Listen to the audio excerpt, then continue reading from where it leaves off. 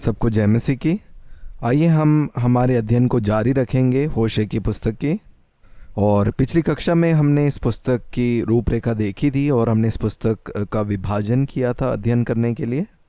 इस पुस्तक में कुल जो हैं 14 अध्याय हैं, जिसको हम दो भाग में हम विभाजित कर सकते हैं। पहला भाग 1 से 3 अध्याय और दूसरा भाग 4 से 14 अध्याय।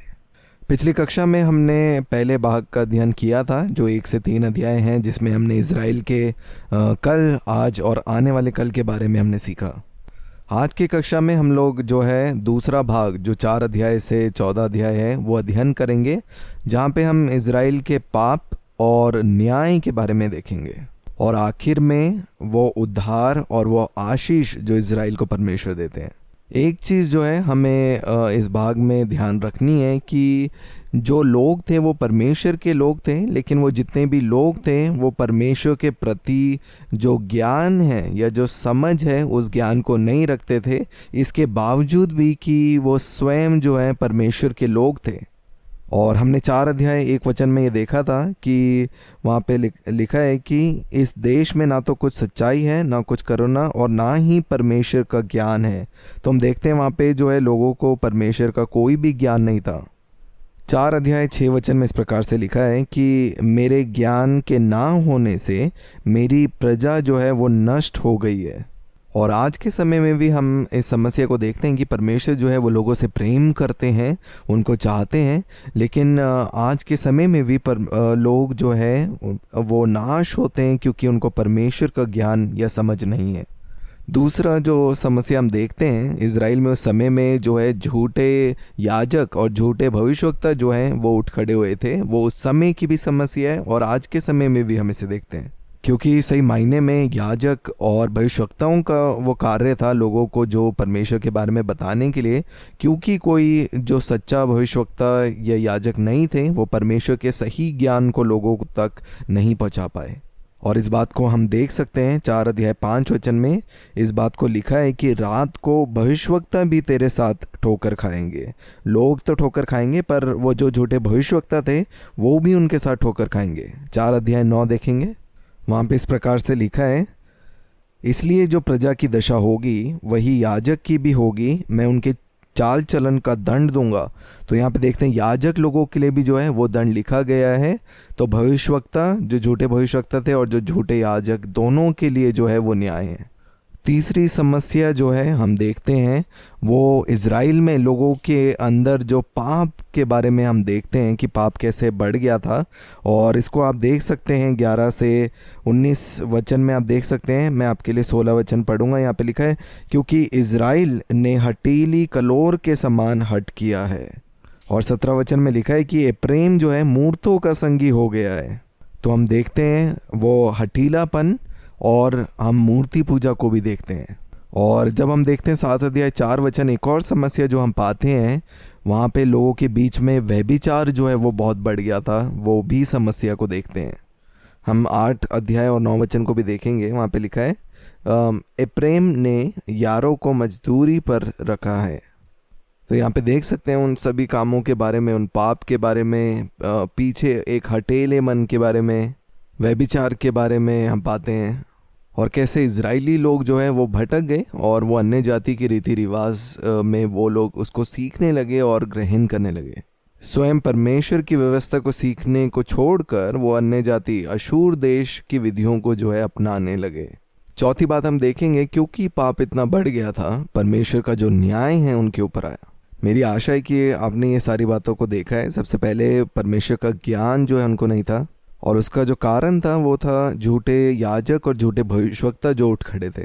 क्योंकि वो स्वयं जो है एक अधर्म का जीवन जीते थे, इसलिए वो सही रीति से परमेश्वर के बारे में लोगों को सिखा नहीं पाए और इसीलिए जो है लोगों के बीच में पाप जो है वो बहुत बढ़ गया। और इसीलिए उस पाप के बढ़ने के कारण ही परमेश्वर जो है वो न्याय उनके ऊपर लेके आते हैं। 8 अध्याय 7 वचन लिखा है कि वे वायु बोते हैं और वे भवंडर लवेंगे। और जब हम देखें 9 अध्याय 9 वचन, वहाँ पे लिखा है, वे गीबा के दिनों की भांति अत्यंत बिगड़े हैं, इसलिए वह उनके अधर्म की सुधि लेकर उनके पाप का दंड देगा। और जब हम 13 अध्याय उसका 16 वचन देखते हैं, वहाँ पे इस प्रकार से लिखा है, सामरिया दोषी ठहरेगा क्योंकि उसने अपने परमेश्वर से बलवा किया है। देखो यहाँ पे हम बलवा को हम देखते हैं, वे तलवार से मारे जाएंगे, उनके बच्चे पटके जाएंगे और उनकी गर्भवती स्त्रियां चीर डाली जाएंगी।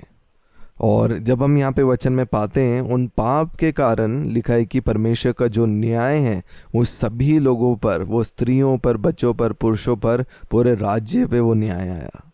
और जब हम इन अध्यायों का अध्ययन कर रहे हैं, एक चीज़ हमें ध्यान में रखना है कि जब हम यहाँ पे वचन को पढ़ते हैं, बार बार एक शब्द का वर्णन होता है और वो है एप्रेम। और एप्रेम जो शब्द है वो इज़राइल की जगह जो है वो इस्तेमाल किया गया है। उन दोनों का अर्थ एक ही है। और इन 14 अध्याय में हम देखते हैं जो वो शब्द है लगभग 37 बार जो है वो शब्द इस्तेमाल हुआ है इस पुस्तक में। इज़राइल को पाप में गिरा हुआ इज़राइल आप कह सकते हैं, वो शब्द जो है एप्रेम इस्तेमाल किया गया है उसके लिए। अगर आप इसका अस्तित्व देखेंगे कहाँ से शुरू हुआ, तो उसके लिए हमें पढ़ना पड़ेगा उत्पत्ति की पुस्तक 41 अध्याय 51 और 52 वचन। वहाँ पे हम देखते हैं यूसुफ के जो हैं 2 पुत्र उत्पन्न हुए, एक का नाम उसने मनशे रखा और दूसरा का नाम एप्रेम। और उसका अर्थ है कि परमेश्वर ने मेरे नष्ट होने के स्थान में मुझे फलवंत किया है। और मनशे का जो अर्थ है वो है बुलाने वाला, कि वो हर एक दर्द जो है मेरे घराने में जो है वो बुला दिए हैं। और ये 2 नाम जो है यूसुफ ने अपने बच्चों को दिए थे और ये उनका अर्थ है। और जैसे हमने कहा कि लेकिन इस पुस्तक में, होशे की पुस्तक में, हम एप्रेम शब्द के वर्णन को, इज़राइल जो पाप में हैं उसके लिए हम एप्रेम शब्द का इस्तेमाल देखते हैं लगभग 37 बारी। 5वां जो हम देख सकते हैं वो आशीष के बारे में है, जो आखिर में इज़राइल को परमेश्वर देते हैं। ये बात हमें याद रखना ज़रूरी है। आपको मालूम है कि परमेश्वर जो है वो प्रेम का परमेश्वर है और वो हमेशा तैयार है हमें आशीष देने के लिए। वैसे ही परमेश्वर भी इज़राइल से प्रेम रखते हैं और उनकी दिल की इच्छा है कि वो इज़राइल को आशीष दें। इसलिए जो आखिर की बात है इस पुस्तक की वो उस आशीष को बताती है। और हम देखते हैं कि कैसे इज़राइल जो है वो दास्तम में जाएगा, लेकिन दास्तम में जाने के बाद जब वो परमेश्वर के पास वापस लौट के आएंगे, परमेश्वर जो है उनको ग्रहण करेंगे। हम इसे 3 अध्याय 5 वचन में देख सकते हैं। लिखा है, उसके बाद वे अपने परमेश्वर, दास्तव में जाने के बाद वे अपने परमेश्वर यहोवा और अपने राजा दाऊद को फिर ढूंढने लगेंगे और अंत के दिनों में यहोवा के पास और उसकी उत्तम वस्तुओं के लिए थरथराते हुए आएंगे। और यहाँ पे हम वचन में देखते हैं कि कैसे लोग जो हैं बाद में वो परमेश्वर के पास आएंगे, उसे ढूंढेंगे। और लिखा है कि वो अपने राजा दाऊद के घराने से, और यहाँ पे भविष्यवाणी हो रही है यीशु मसीह के बारे में। हम देख सकते हैं वचन में लिखा है कि वो उसके पास आएंगे ढूंढते हुए। और अगर हम 14 अध्याय 4 वचन देखें, वहाँ पे इस प्रकार से लिखा है, मैं उनकी भटक जाने की आदत को दूर करूँगा, मैं सेत में उनसे प्रेम करूँगा। यहाँ पे परमेश्वर कह रहे हैं कि मैं उनसे वापस प्रेम करूँगा और वो सेत में है, क्योंकि मेरा क्रोध उन पर से उतर गया है। तो यहाँ पे हम देखते हैं कि हमारा जो परमेश्वर है, आपको मालूम है, वो भटके हुओं को ढूंढ कर उनको जो है वो प्रेम देते हैं। और वो प्रेम जो है वो सेत में है, और लिखा है कि उनका जो क्रोध है उन पर से उतर जाएगा। और आखिर में जो आशीष जो परमेश्वर इज़राइल को देते हैं उसके बारे में हम 14 अध्याय में हम देख सकते हैं। और इसमें से जो 7 या 8 बातें जो हैं मैं आपके सामने रखूँगा, जिसे हम साथ में मिलकर हम देख सकते हैं उन आशीषों को जो परमेश्वर की ओर से आई। सबसे पहला है 14 अध्याय 4 वचन, जिसमें लिखा है कि मैं उनके भटक जाने की आदत को दूर करूँगा। और दूसरा भी आशीष उसी वचन में है, लिखा है कि मैं उनसे सेतमेत उनसे प्रेम करूँगा। और अगला हम देख सकते हैं 5 वचन में कि मैं इज़राइल के लिए ओस के समान हूँगा। और अगला भी हम देख सकते हैं इसी वचन में लिखा है, वे सोसन के समान फूले फलेंगे। और अगला भी हम इसी वचन में देख सकते हैं, और लबानोन के समान जड़ फैलाएंगे। और इस 5 वचन में हम 3 आशीष को देख सकते हैं। सबसे पहला कि मैं इज़राइल के लिए ओस के समान होऊंगा, है ना, जब पानी मिलता है। उसके बाद दूसरा हम देखते हैं कि वो लबानोन के समान फूले फलेंगे, वो बढ़ेंगे। और तीसरा लिखा है, और लबानोन के समान जड़ फैलाएंगे, जिसका अर्थ है कि मैं उनको आशीष दूंगा और वो बढ़ना शुरू करेंगे। अगला भी हम 6 वचन में देख सकते हैं। यहाँ पे लिखा है कि उसकी जड़ से पौधे फूट कर निकलेंगे। और अगला भी इसी वचन में हम पाते हैं, उसकी जो शोभा है जैतून की सी होगी। और अगला भी इसी वचन में लिखा है, और उसकी सुगंध जो है लबानोन की सी होगी। तो यहाँ पे भी 6 वचन में हम 3 आशीष को पाते हैं। सबसे पहले कि वो जड़ से पौधे फूट कर निकलेंगे, उसकी जो शोभा है जैतून की सी होगी, और उसकी सुगंध लबानोन की सी होगी। और आगे हम देखते हैं 7 वचन में जो आशीष लिखी है वो है, जो उसकी छाया में बैठेगा वह अन्न के समान बढ़ेगा, वे दाखलता के समान फूले फलेंगे, और उसकी कीर्ति लबानोन के दाखमधु की सी होगी। अगला हम 8 वचन में देख सकते हैं, लिखा है, मैं उसकी सुनकर उस पर दृष्टि बनाए रखूँगा, मैं हरे सनोवर सा हूँ, मुझी से तू फल पाया करेगा। आखिर में परमेश्वर ये निर्णय लेते हैं कि वो अपनी सहभागिता जो है इज़राइल पर बनाए रखेंगे, और वो जितनी भी बरकतें, वो आशीष उसके साथ हैं, वो 14 अध्याय में लिखी हैं। और ये परमेश्वर ने कहा कि मैं उनके भटक जाने की आदत को दूर करूँगा, मैं सेत में तो उनसे प्रेम करूँगा, मैं इज़राइल के लिए ओस के समान हूँगा, वे सोसन के समान फले फूलेंगे और लेबनोन के समान जड़ पकड़ेंगे। फिर लिखा कि उनकी जो शोभा है वो जैतून की सी होगी, और उनकी सुगंध लेबनोन की सी होगी। जो उसकी छाया में बैठेंगे वे अन्न के समान बढ़ेंगे, और वे दाखलता के समान फूले फलेंगे। ये सारी जो आशीषें हैं ये परमेश्वर की सहभागिता के साथ जुड़ी हैं। और इस पुस्तक में, जो होशे की पुस्तक है, हम कलीसिया को भी हम देख सकते हैं। मैंने पहले आपको कहा था कि इस पुस्तक में सुसमाचार को देखते हैं। जब सुसमाचार लोग सुनेंगे और वो एक कलीसिया में जो है वो बदलेंगे, इसलिए जो कलीसिया की तस्वीर है उसे भी हम होशे की पुस्तक में जो है हम लोग देख सकते हैं। और इसको हम देख सकते हैं 2 कुरिन्थियों की पत्री उसका 11 अध्याय 1 और 2 वचन में भी। वहाँ पे इस प्रकार से लिखा है, यदि तुम मेरी थोड़ी सी मूर्खता सह लेते तो क्या ही भला होता। हाँ, मेरी सह भी लो, क्योंकि मैं तुम्हारे विषय में ईश्वरीय धुन लगाए रहता हूँ, इसलिए कि मैंने एक ही पुरुष से तुम्हारी बात लगाई है कि तुम्हें पवित्र कुंवारी के समान मसीह को सौंप दूँ।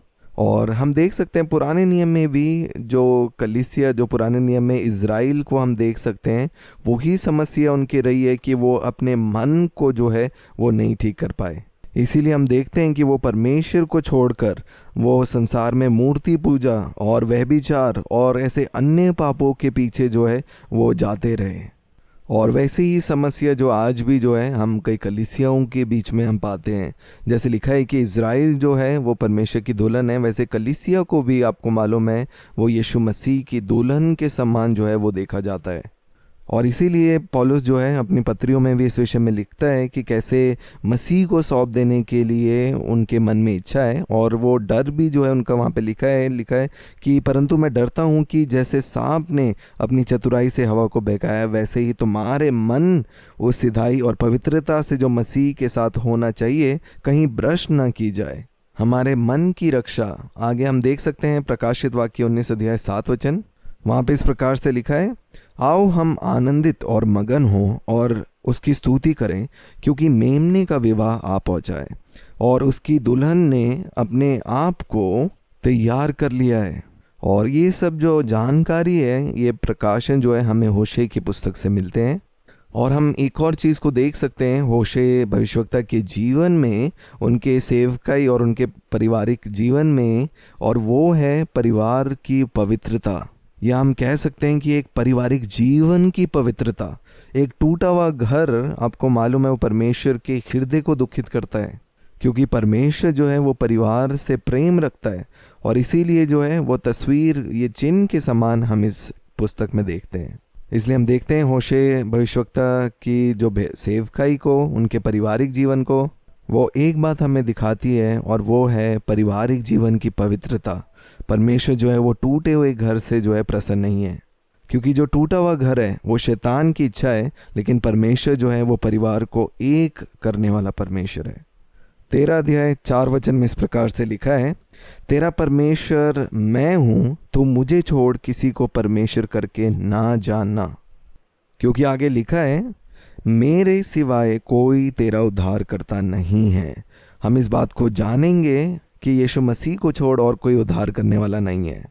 और हम देख सकते हैं 13 अध्याय 14 वचन में भी, मैं उसको अधोलोक के वश से छुड़ा लूँगा और मृत्यु से उसको छुटकारा दूंगा। हे मृत्यु, तेरी मारने की शक्ति कहाँ रही? हे अधोलोक, तेरी नष्ट करने की शक्ति कहाँ रही? मैं फिर कभी नहीं पछताऊंगा। तो अगर आप किसी भी क्षेत्र में आप मृत्यु को देख रहे हैं, परमेश्वर जो है वहाँ पे जीवन बोल रहे हैं। और इसीलिए आज के समय में होशे की जो पुस्तक है वो हमारे लिए जो है वो जीवन का कारण बनती है।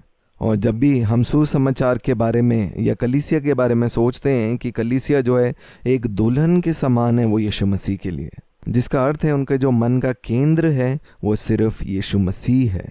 और जब हम ऐसा करते हैं, मृत्यु जो है किसी भी क्षेत्र में जो है वो प्रबल नहीं होगी। और हम इस बात को जानेंगे कि परमेश्वर को छोड़कर और कोई भी उद्धार करने वाला नहीं है, और कोई भी जो है हमें रख नहीं सकता, कोई और हमें ऐसा प्रेम नहीं कर सकता। इसलिए आइए हम भी परमेश्वर से प्रेम करें और यीशु मसीह जो हमारा दूल्हा है उनके आगमन के लिए हम राह देखते रहें। धन्यवाद आप सभी का धीरज के साथ सुनने के लिए। यहाँ पे हमारी होशे की पुस्तक का अध्ययन समाप्त होता है और अगली कक्षा में हम योएल का अध्ययन शुरू करेंगे। धन्यवाद आप सभी का वचन को सुनने के लिए। परमेश्वर पिता आप सभी को आशीष दे।